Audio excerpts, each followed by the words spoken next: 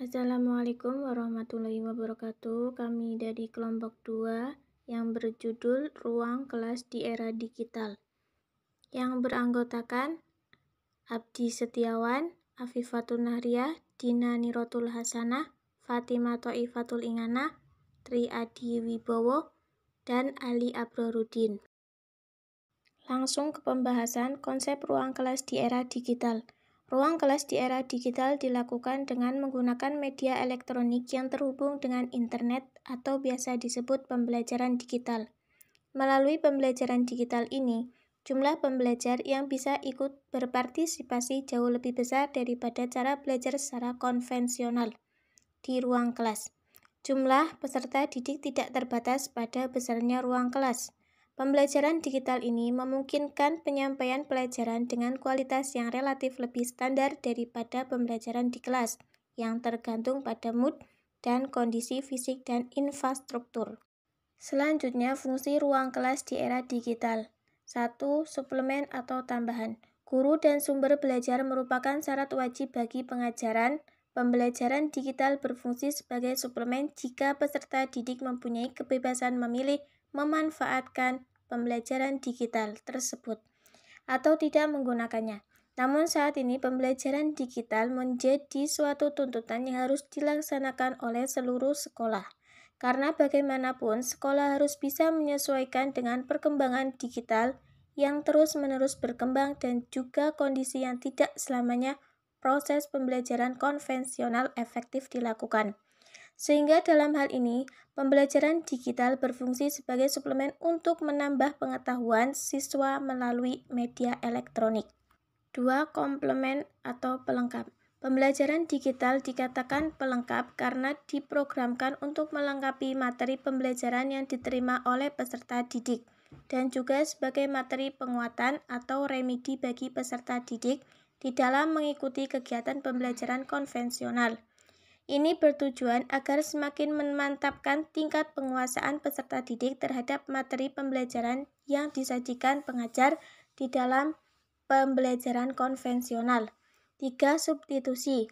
Beberapa perguruan tinggi di negara-negara maju memberikan beberapa alternatif model kegiatan pembelajaran atau perkuliahan kepada para peserta didiknya.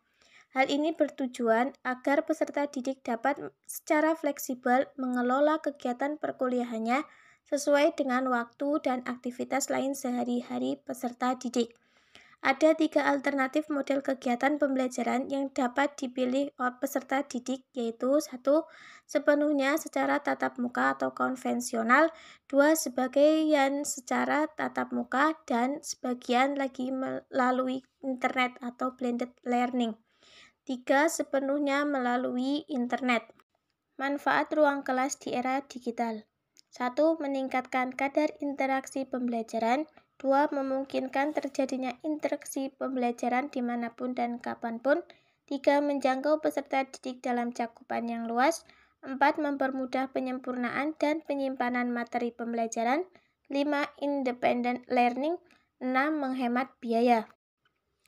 Kunci keberhasilan ruang kelas di era digital. 1. Konsep keberhasilan program pembelajaran digital selain ditunjang oleh perangkat teknologi informasi, juga oleh perencanaan, administrasi, manajemen, dan ekonomi yang memadai. Apa yang perlu diperhatikan juga adalah peran fasilitator, pengajar, staf, cara implementasi, cara mengadopsi teknologi baru, fasilitas biaya, dan jadwal kegiatan.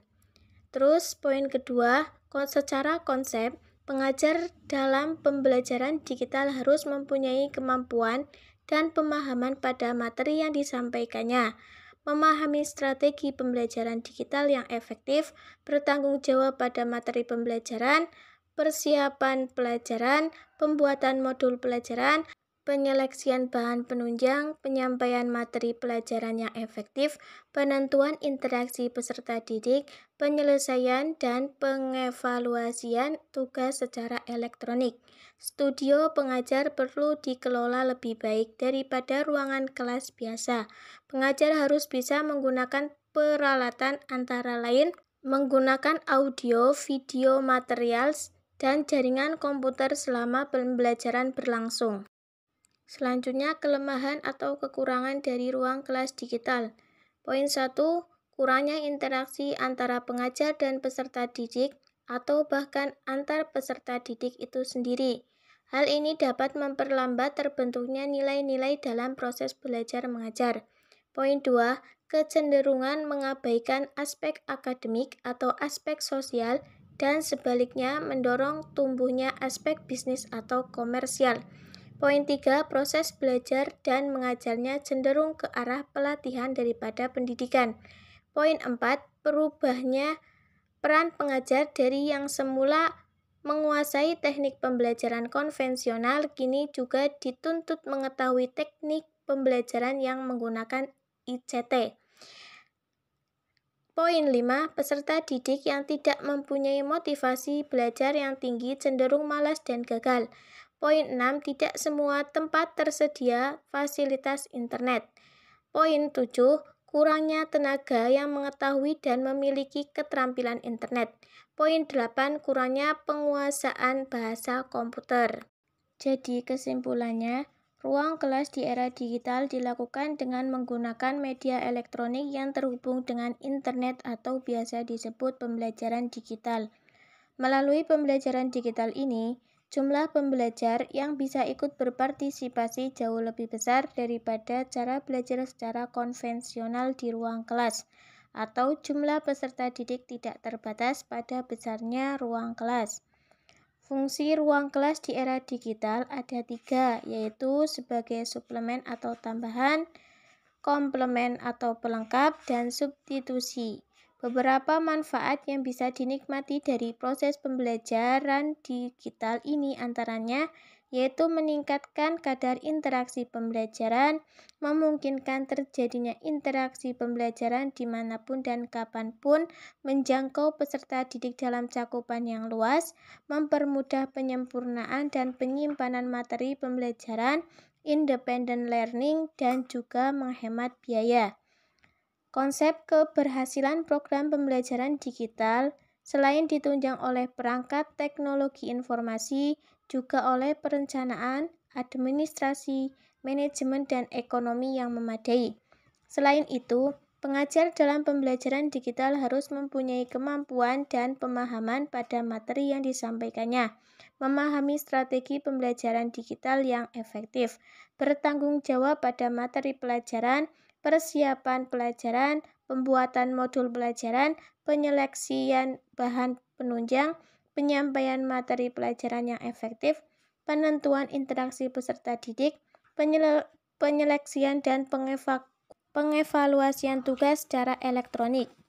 Pembelajaran digital atau pembelajaran menggunakan internet juga tidak terlepas dari berbagai kekurangan, di antaranya kurangnya interaksi, kecenderungan mengabaikan aspek akademik, proses belajar dan mengajarnya cenderung ke arah pelatihan daripada pendidikan, berubahnya peran pengajar dari yang semula menguasai teknik pembelajaran konvensional, kini juga dituntut mengetahui teknik pembelajaran yang menggunakan ICT.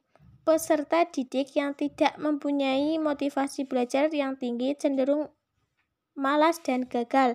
Tidak semua tempat tersedia fasilitas internet, kurangnya tenaga yang mengetahui dan memiliki keterampilan internet, dan juga kurangnya penguasaan bahasa komputer. Mungkin itu saja yang dapat kami sampaikan. Sekian dan terima kasih. Wassalamualaikum warahmatullahi wabarakatuh.